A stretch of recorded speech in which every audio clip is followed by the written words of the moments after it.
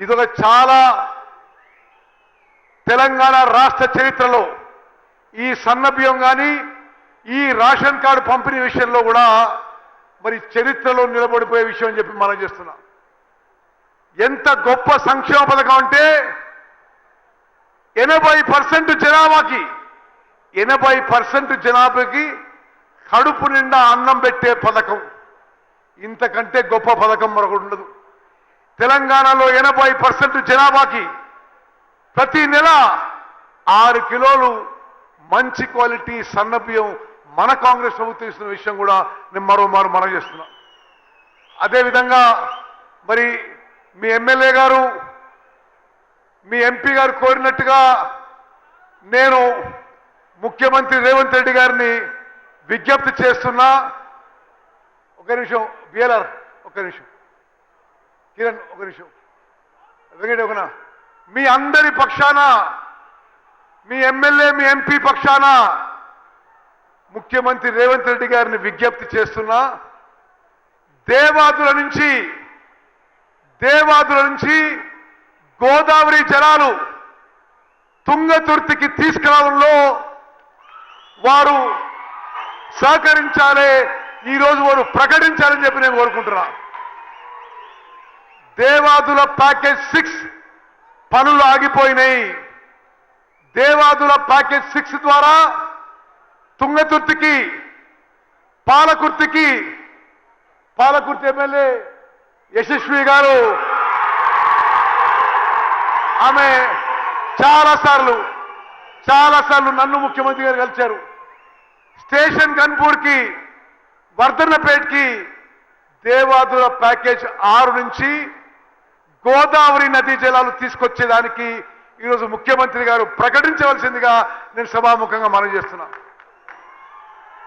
అదేవిధంగా తుంగతుర్తి నియోజకవర్గానికి నల్గొండ జిల్లాలో మూసీ జలాలు సంపూర్ణంగా పారేయడానికి ప్రవహించడానికి మీ ఎమ్మెల్యే వేముల వీరేశం అనిల్ రెడ్డి గారు బీర్లైలే కోరినట్టుగా కొంతకాలం క్రితం బునియాది గారి కాలువకి కాలువ రివైవ్ చేయడానికి 200 కోట్లు మంజూరు చేసిన విషయం కూడా నేను మనవి చేస్తున్నా. సభాముఖంగా ప్రకటిస్తున్నాం. శాసనసభ్యులు మీరు భూసేకరణలో శాసనసభ్యులు స్థానిక నాయకులందరూ కోఆపరేట్ చేస్తే, వేగవంతంగా భూసేకరణ పూర్తి చేస్తే బునాది గాని కాలువ కూడా పూర్తి చేస్తాం. తుంగతుర్తి నియోజకవర్గానికి 20,000 ఎకరాలకి బునాది గాని కాలువ ద్వారా నీళ్లు వస్తాయని చెప్పి కూడా నేను మనం చేస్తున్నా. అదేవిధంగా కేతిరెడ్డి ఫీడర్ ఛానల్ కూడా అది పూర్తిగా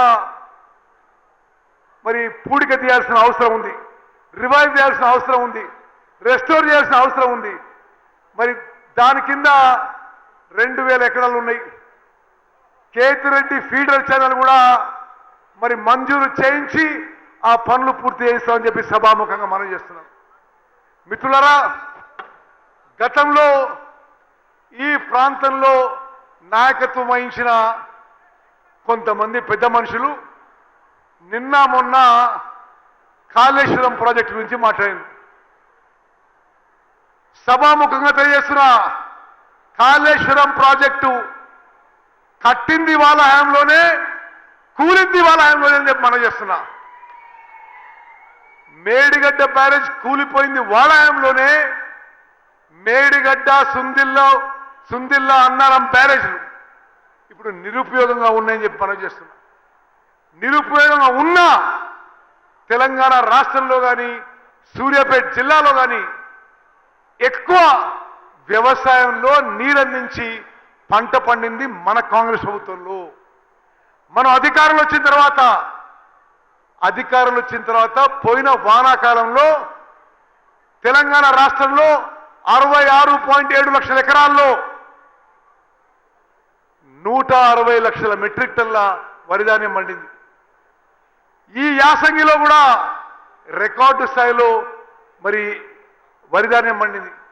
2 పంటలు కలిపి కాళేశ్వరం ప్రాజెక్టు యొక్క మేడిగడ్డ, అన్నారం, సుందిర్ల బ్యారేజీలు నిరుపయోగంగా ఉండగా తెలంగాణ రాష్ట్రంలో భారతదేశంలోనే రికార్డు.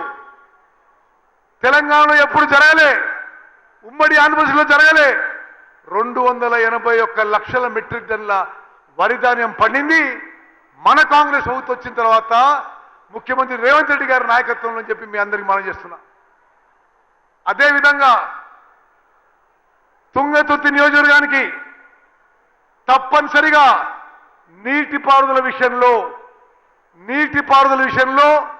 ఇరిగేషన్ విషయంలో మరి చాలా చెరువులు మరమ్మత్తు అవసరం ఉంది. తప్పనిసరిగా చెరువులు మరమ్మత్తు చేయిస్తని చెప్పి సభాముఖంగా మనం చేస్తున్నా. ఈరోజు ఈ వీర భూమి మీద, ఈ వీరగడ్డ మీద మనందరం గుర్తుపెట్టుకోవాలి, తుంగతుర్తి నియోజకవర్గానికి గొప్ప చరిత్ర ఉంది. నిజాం మీద పోరాటం చేసిన గడ్డ ఇది. సాయుధ పోరాటం మీద తెలంగాణలో అగ్రగామిగా ఉన్న గడ్డ ఇది.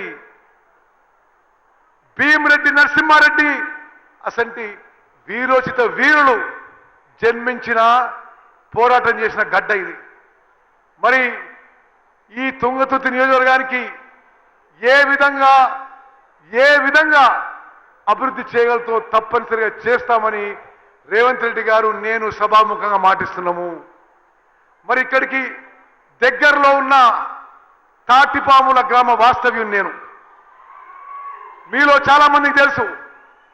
మరి తుంగతుర్తి నియోజకవర్గ వాస్తవిగా తప్పనిసరిగా తుంగతుర్తి నియోజకవర్గాన్ని సర్వతోముఖాభివృద్ధికి ముఖ్యమంత్రి గారి సహకారంతో ఈ కాన్స్టిట్యున్సీని అన్ని విధాలుగా డెవలప్ చేస్తాం.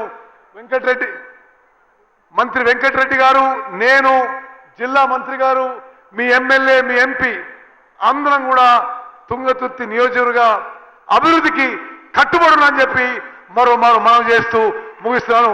జై హింద్, జై కాంగ్రెస్.